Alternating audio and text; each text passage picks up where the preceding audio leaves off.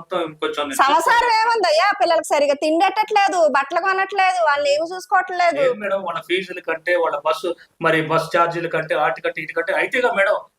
ఇప్పుడు ఇప్పుడు ఉన్నటువంటి పరిస్థితులు ఎట్లుంది మేడం, ప్రతి ఒక్కటి రేట్లేనా, ప్రతి ఒక్క దాన్ని మనం ఏమ్మా నీకు బస్ పెట్టారా, ఆటో? నీకు ఆటో ఆటో ఏంటి, ఎప్పటికప్పుడు వెళ్తావా లేకపోతే నెలకి నెలకింత ఇస్తాను మేడం.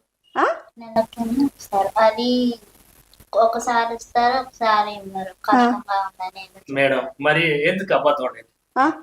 అది కూడా అబద్ధం ఆడతారా? మరి కాదు మేడం, నెలకి ఇస్తారు మళ్ళీ వచ్చే నెల ఏంటంటే నేను అయిపోతే ఆటో కూడా తీసుకుపోతున్నా మేడం.